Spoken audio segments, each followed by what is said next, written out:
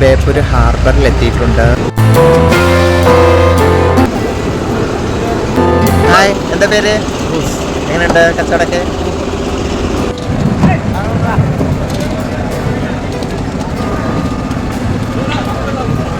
ഞാൻ ബേപ്പൂർ ഹാർബറിലുള്ള ഹോട്ടലിൽ നിന്ന് ഫുഡ് കഴിക്കാൻ പോവുകയാണ്. രാവിലെ തന്നെ പൊറോട്ട ബീഫ് കറി അടിപൊളി ബീഫ് കറി. എങ്ങനെയുണ്ട് ജോലിയൊക്കെ? എങ്ങനെയുണ്ട്? പേരെന്താ? അനീഫാണ് നമ്മുടെ ഒപ്പം ഉള്ളത്. ബേപ്പൂരിലെ വീട് ആണ്. അപ്പോൾ ഇവിടെ എല്ലാവരും ഭക്ഷണമൊക്കെ കഴിക്കുന്ന തിരക്കിലാണ്.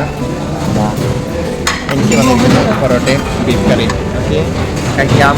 ഹാർബറിൽ തന്നെ ജോലിക്കാ? ഹായ് പറയും. ഞാൻ ഒരു ഭക്ഷണം പുട്ടും മേടിച്ചു. ഇതേപോലെ ബീഫ് കറി പുട്ടൊക്കെ കൂട്ടി കഴിച്ചു.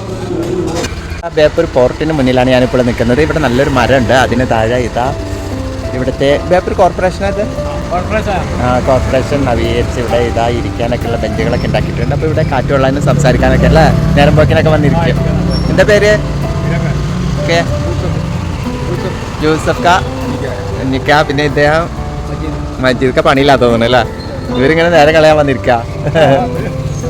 വെയിലായി തുടങ്ങി ഗായ്സ്. ഞാൻ ബേപ്പൂരാണ് ഉള്ളത്. നമുക്ക് മുന്താസിലോട്ട് പോയാലോ? Okay, surprise visit to Mumtaz. ഇതാ ബേപ്പൂർ ജങ്കാർ വരുന്നുണ്ട്. അപ്പോൾ ജങ്കാർ സർവീസ് ഉണ്ട് ഇവിടുന്ന്. ചാലിയത്തേക്ക് കയറിയിട്ട് അവിടുന്ന് കടലുണ്ടി വഴി നമുക്ക് മുന്താസിൻ്റെ അവിടെ പോകാം.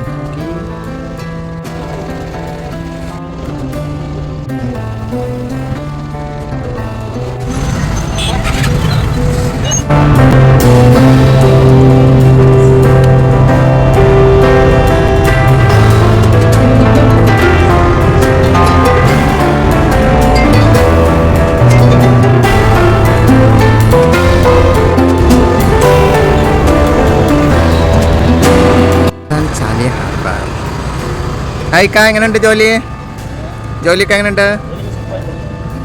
ഒരു ഹായ് പറ.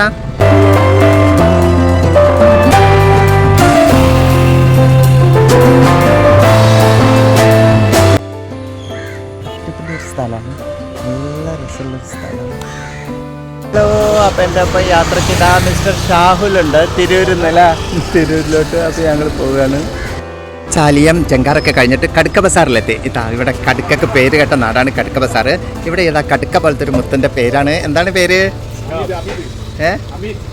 ഹമീദ് ക. നിങ്ങളെ പേരോ?